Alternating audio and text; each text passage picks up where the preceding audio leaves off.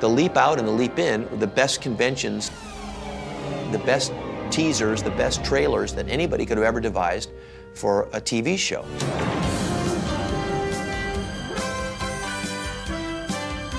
What would it be like to be you for a day?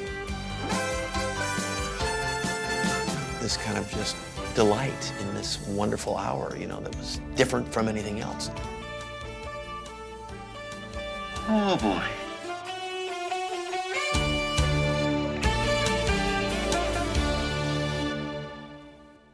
I was in a hit Broadway show, Romance, Romance, and I decided that it was time to stop and it was time to go back to LA. And my family had left in August, and everybody in New York was like, "You're crazy. You're the star of a Broadway show. You're Tony nominated. You know, the show's going great. You can't leave." And I said, "Well, I need to go back to LA."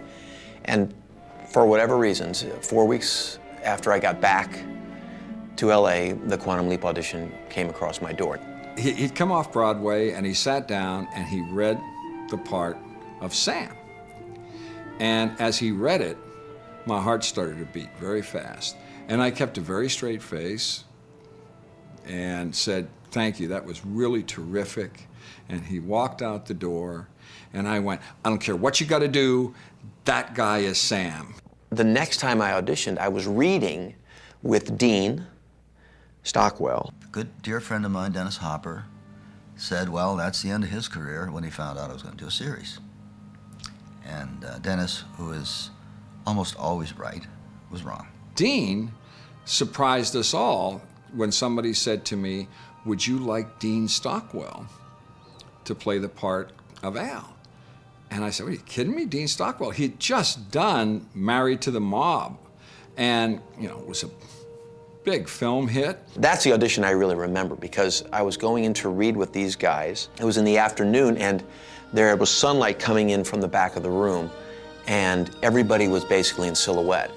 And then it became my turn, and here was this guy, and he said, "Hi, I'm Scott." And I said, "Hi, Dean, how are you doing?"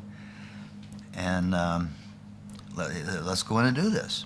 Dean walked in and was kind of complete. I just kind of sailed through it and made everybody laugh. All these people back in the dark, you can't see them. They like to, I think they like to sit back there and not let their faces be seen. It was very odd first two scenes from the pilot. One was when we were at the fishing hole and he shows up. My name is Albert. Albert what? I can't tell you because it's restricted. Most of what you're going to want to know is restricted. So it'd be easier for us if you don't ask a lot of questions. What are you? That's a question, Sam. And of course, it was Dean and I hit it off. I made them all laugh. So in walking out, I knew, because I knew that Don wanted me for it, I knew I had it. And I was very happy. Can't you just fade in or something? You tell me how to fade in agitated carbon quarks, and I'll make the scientific journal. In the beginning, we were all, it was a huge, excuse the expression, leap of faith. The concept of the show was so unique that and I wasn't the only one. This was true for Scott as well. A lot of us at the beginning couldn't really figure out how it was going to be executed. From the two scenes that I was given, I would say that I didn't understand the show well at all.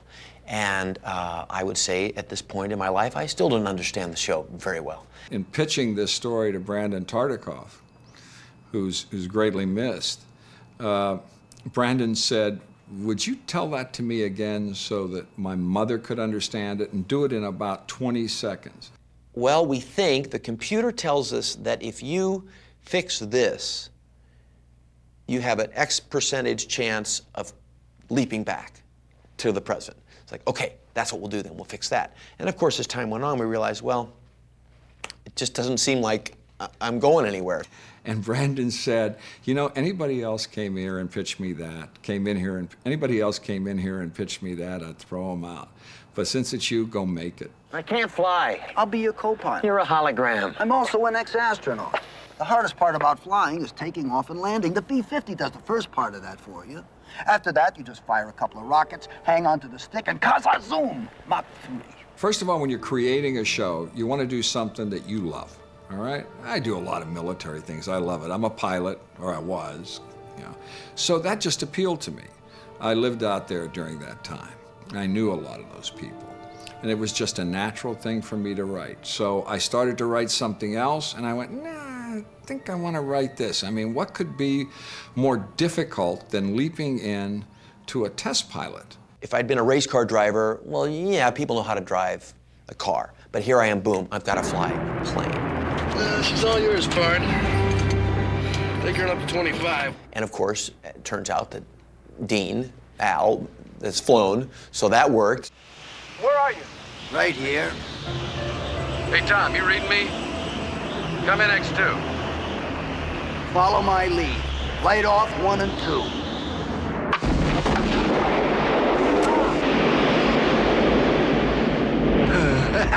It's a kick in the butt, ain't it? From when I first read the pilot and saw this character of Al, I loved it. And I saw this potential in it for a kind of humor and a kind of demeanor that would be attractive and fascinating, I thought, to audiences. And I think I was right about that. Well, most of Al is Don. No, none at all. What's that, because he was lecherous? A lot of Al was Don Bellisario. The lecherous, the checking out the girls. His appreciation of the female form was definitely, and not only the form, everything female, was injected into this character, Al, and I quite liked it myself. Dean just embodied it, and then the cigar stuff and everything, that's who Dean is. Cigars was one, but that's just a little prop, and also a good way to get free cigars for 5 years. And the idea of the wardrobe, which was Don's, I thought was terrific. I don't know if anybody ever said, why does he dress like that? Nobody ever asked, why does he dress like that? What is he, weird? It was just accepted. And it really worked without any explanation for it. Where would he get those clothes? My God, where do you find stuff like that? Whether this was the first day or not, shortly thereafter, and it may have been the second day, we shot the scene where I ran out of the house. In the shower, I'd seen my reflection and freaked out and ran out of the house. If anybody's been in the high desert in December, it's very cold. And we had fans, huge Ritter fans on me, because part of what Don had written was that the shaving cream was blowing off my face. So it was freezing. And I literally remember that getting in the Teamster's car in between shots, and I could feel the muscles on my back just like jumping up and down, because they were just spasming. I was so cold. But Hollywood, it's all glamour. Like any show, when you create it and you do a pilot, the show develops in the season that follows that. That's why the first season to me is so interesting, because you can actually watch the growth and development of the show. Sam, for example, as a character grew. When they got me, they had somebody who had played a lot of sports, who sang, who danced, who played the piano, who could play the guitar. My whole life, in a sense, had prepared me to be in the show. I felt that Scott Bakula always deserved an Emmy, was nominated a number of times and never got it. He was obviously doing such an incredible job. Not only a difficult acting job, but a physically difficult job. The biggest lead-in I would get was, you're going to be a boxer in 2 weeks. How's your boxing? Not great. All right, well, we got to have, and that would be kind of like the clue. It kind of became, what else can we do to Scott? I mean, we joked at times, how can we kill Scott? He had it like tripled, because not only did he have to put in all the hours every week, but he had to do it in the guise of these various characters that he had leapt into. And he needed that. He needed that outlet of energy, because he has enormous energy. And he thinks that, I don't know to this day, that he used to sneak off and play hockey, indoor hockey, at lunch breaks, which was not allowed by the studio because of insurance purposes. I dislocated bones in my foot, and I get cut and banged up and stuff. The goal was to get to the end of the year in enough of pieces that you could finish the year, and then rest up and start the next year. But it was a blast. Another thing I got to say, that at the beginning of making that show, Scott was pounding nails with the grips. the first episode. And nearly 5 years later, on the last episode, Scott was still pounding nails. He'd be down there lifting stuff up and moving it with the crew. You say, was this guy nuts? But he's just good. That's the way he is. And, you know, everybody loved him. I suppose things are happening rather abruptly for you. Oh, well, I'm getting used to it. We would be doing an episode, and somewhere about the 4th or 5th day of shooting, we'd get a preliminary script for the next episode. And we looked forward to it so much every week. It was just, it'd be tingling to open the new script and see where it was going to go, because everyone was different. That's one of the great charms of the show. The time was different, so all the costumes, all the sets, all the people in each episode were different. Every show was different. Every show was challenging. And yet at the same time, that was kind of the delight. You know, how are they going to do it? And obviously, from week to week, the audience was like, who's he going to leap into and what's he going to look like? If I could keep it within the modern time frame, within the span of life of the man who was jumping, there would be TV, there would be automobiles, people basically dress the same, wardrobes change and that, but it would be buyable, it'd be believable. And so that's what I did. That's why I said he can only leap in his own lifetime.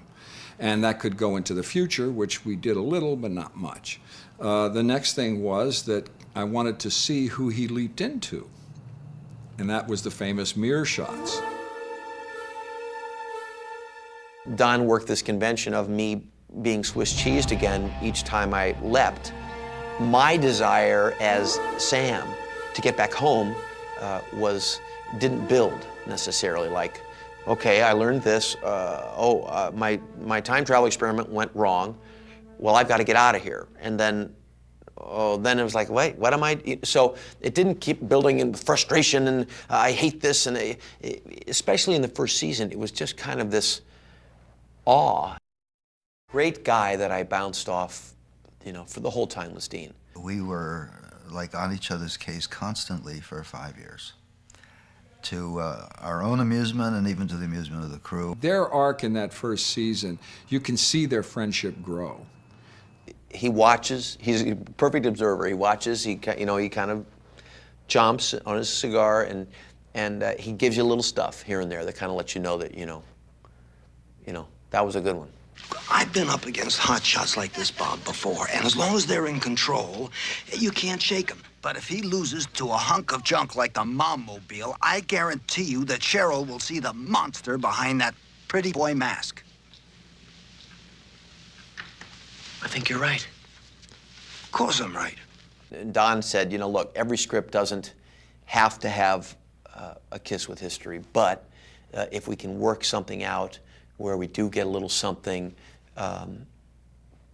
then we'll go with that. And the audience loved it. Just like a triangle in an orchestra going, bing, and then it would be gone. We have Michael Jackson in an episode the first season doing a moonwalk.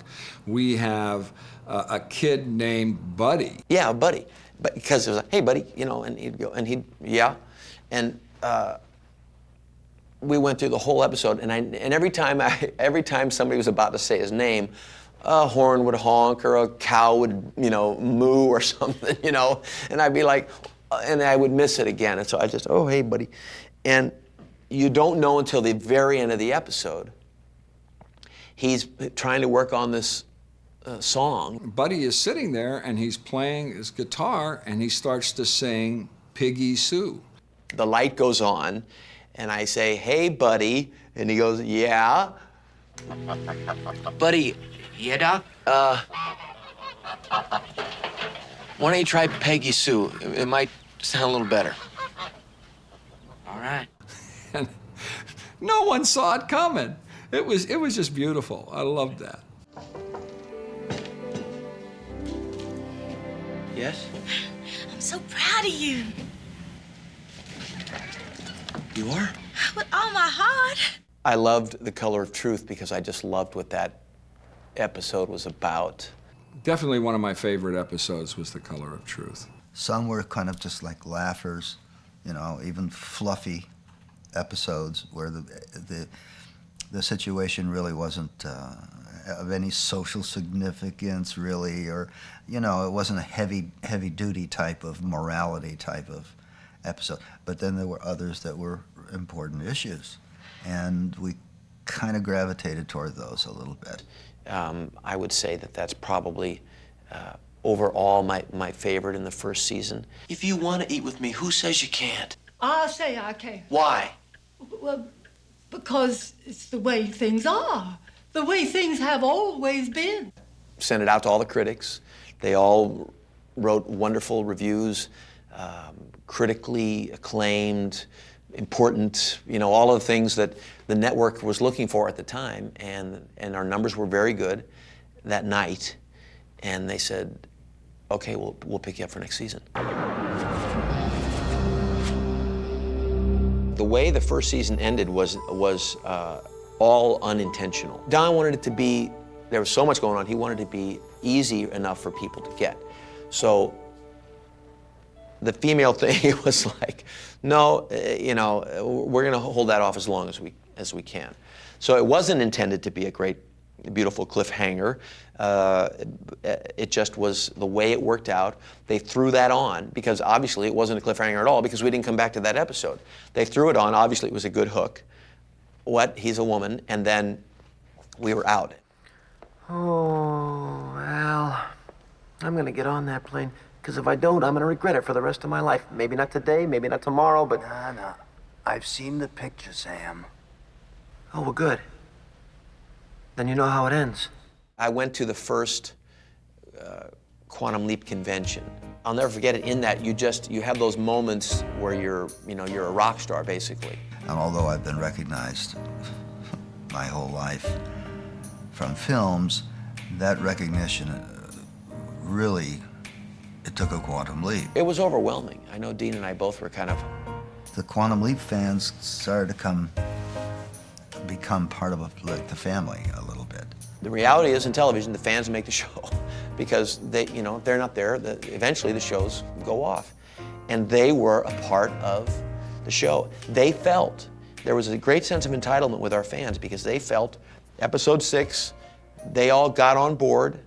They went home from that show. They wrote the studio. They wrote halfway through the second season. We were taken off for a couple of weeks, and they deluged NBC. Inundated NBC with so much mail that they asked me, could I please let the fans know to stop with the letters? They were going to pick us up again. And there's not a doubt in my mind that the fan base of Quantum Leap went a long way towards getting that show picked up at a very critical time. The fans are still out there. I was fortunate to be given a star on Hollywood Boulevard the other day. And there were a group of Quantum Leap fans with their signs, bring back Scott, bring back Al, or Sam, bring back Al, Ziggy wants to work again, you know.